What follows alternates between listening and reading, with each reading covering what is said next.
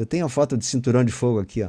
Ó, vamos ver, ó, o Brasil, né, está no meio dessa suposta placa tectônica gigante e não estaria sujeito aos tremores. O que está sujeito é aqui às beiradas, né?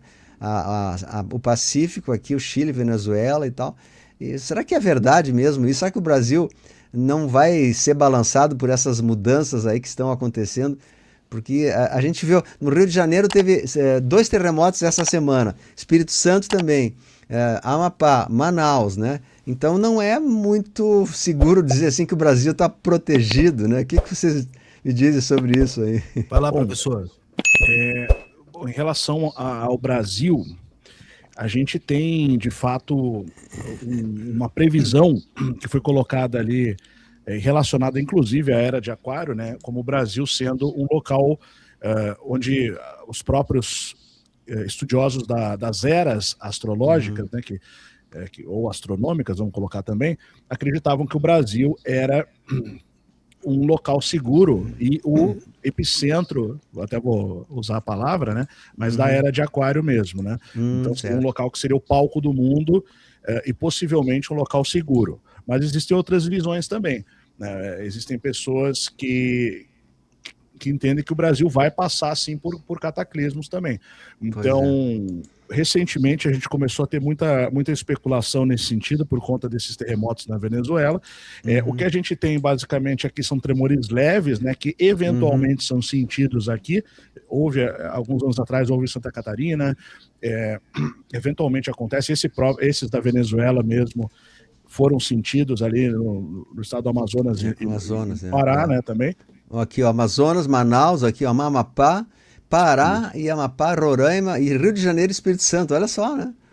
Porque ele vai refletindo, né? Como se fosse uma onda. Mais ou menos como uma onda. O que eles chamam de... Tem um termo para isso que eles utilizam, que é tipo o rebote, alguma coisa assim. Não é essa palavra parecida. Tá? Então aí ele bate e depois ele vai perdendo o impacto. É como se você jogasse uma pedra, né? É uma réplica, eles falam, né? Uma réplica, isso, uma réplica. Então ele vai perdendo depois. Só que se tiver alguma atividade ali subterrânea de placas tectônicas favorável para evoluir para um tremor, pode evoluir. Então, o que ocorre muito é que a gente tem placas que têm ficado bastante tempo sem ter terremoto. A própria placa de San Andrés, nos Estados Unidos, é uma, por exemplo, ali, aquela falha de San Andrés, tem na África, e essa da Venezuela era uma que os geólogos afirmavam que estava já num ponto que poderia acontecer a qualquer momento.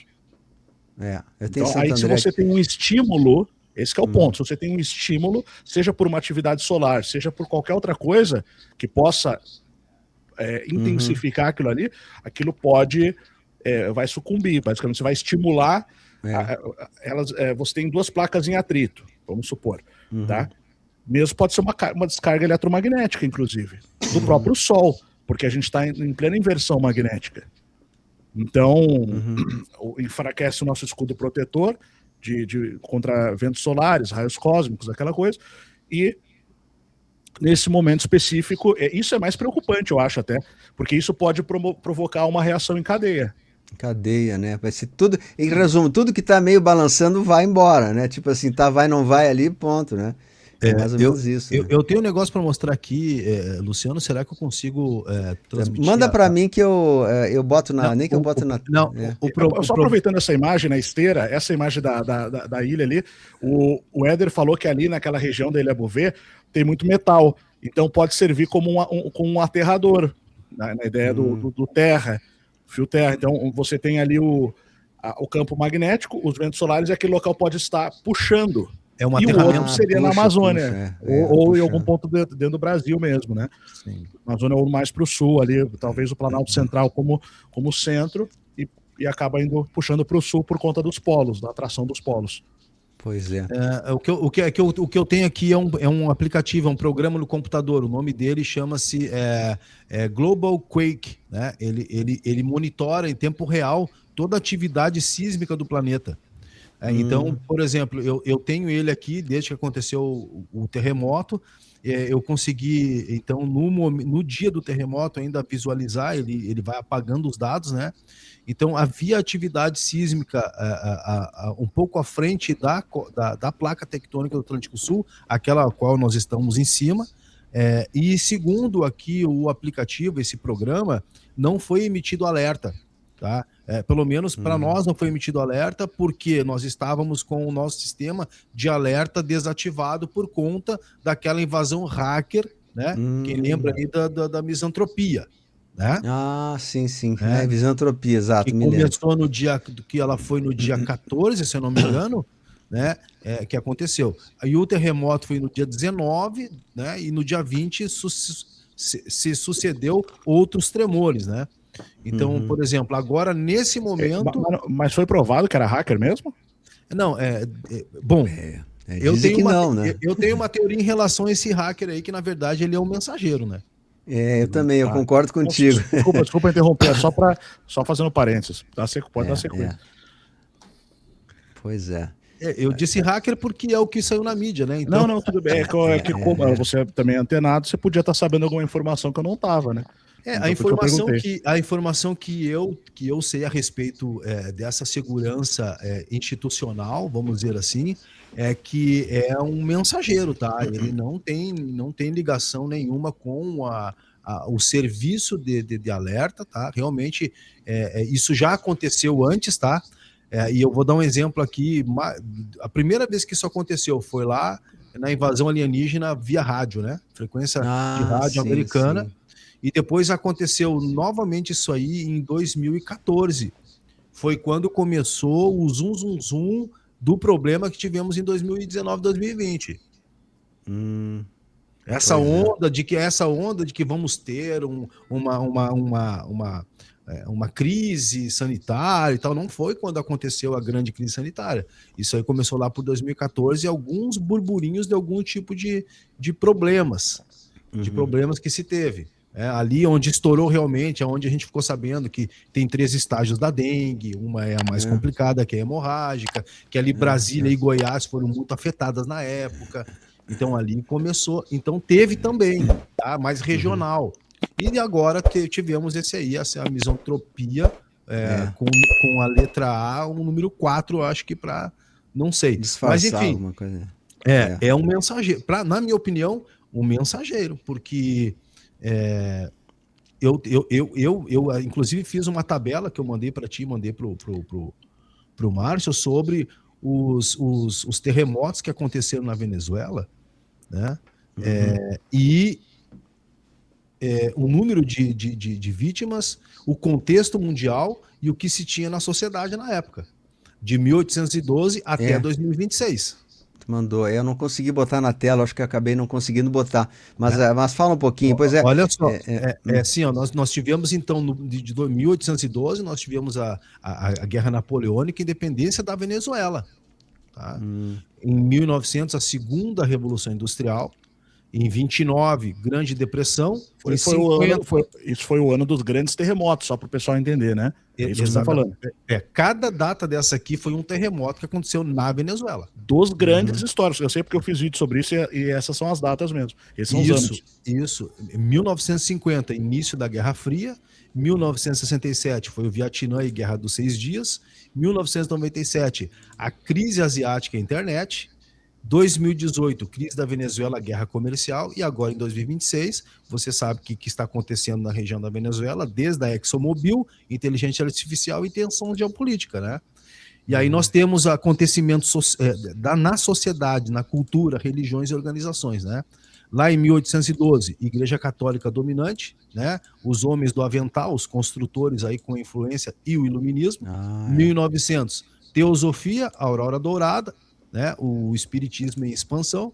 1929, o pentecostalismo, né, a antroposofia, movimentos esotéricos. 1950, o ecumenismo, o neopaganismo e a cientologia, que foi em 1953. 1967, a contracultura New Age e religiões orientais, que começou aqui, né, a não querer as ocidentais, vamos dizer assim. 1997, o neopentecostalismo, grupos esotéricos online, que é a era da internet, 2018, o secularismo, a espiritualidade digital, e em 26 agora, então, o transhumanismo, inteligência artificial, movimentos religiosos digitais. É tudo um propósito, não é em vão, né? Então, em resumo, só para entender e fazer o pessoal entender, ou seja, cada época tem um movimento assim, muito forte, eles acabam construindo algum tremor, alguma coisa para causar um abalo e marcar aquele momento. Então, todos eles mais ou menos estão numa sequência, né? Do ano tal, ano tal, ano tal. Tanto período de tempo eles fazem um evento acontecer. Seria isso? Será que eu estou certo? Olha, se a gente levar em consideração, né, em 1893, né, o oscilador eletromecânico que Nikola Tesla inventou, né, Márcio? Eu ia falar exatamente disso. Tiveram que chamar os bombeiros para dar uma marretada lá no negócio. É bem muito plausível para mim, né? Foi quanto? Foi um século antes, né, Márcio? Por favor. Sim, foi 1900 e alguma coisa. Bem no 1893. 1893, então foi no início ali.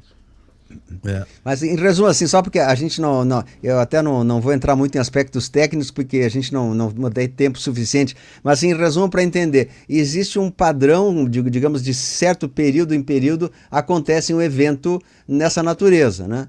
Para que se surja algo que eles querem, introdução de algum tipo de intenção maligna, algo parecido. Seria isso, então?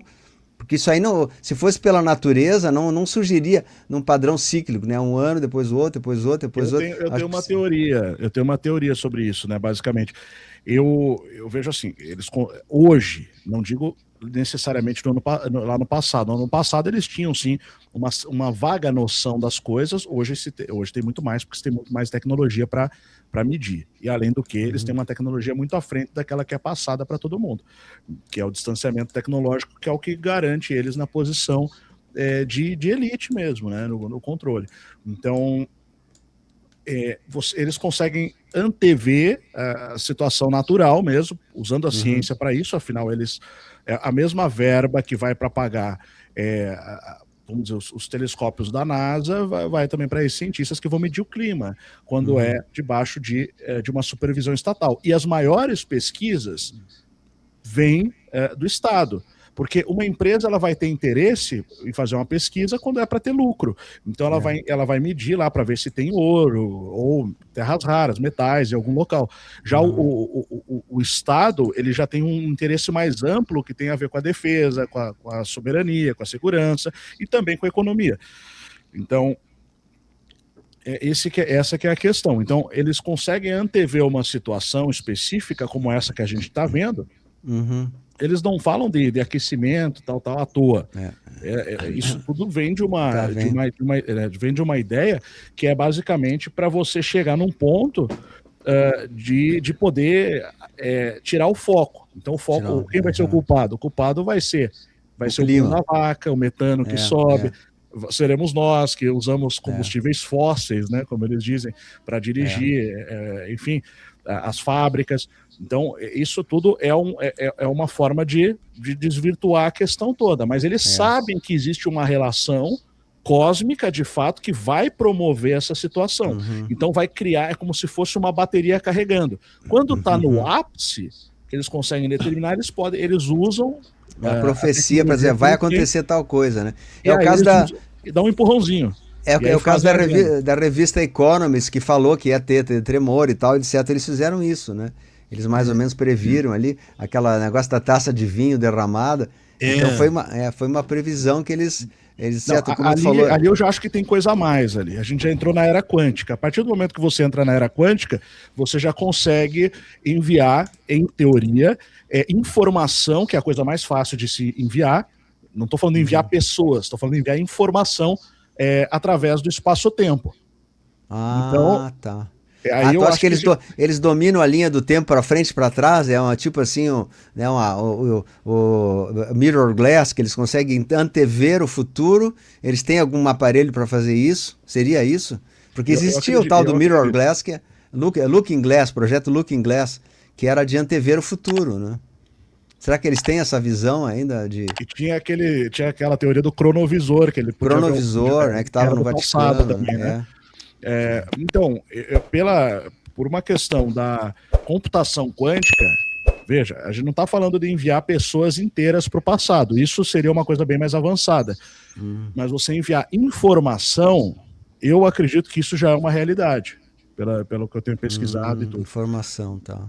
Informação, porque a informação são dados, né, basicamente. São dados, pois é.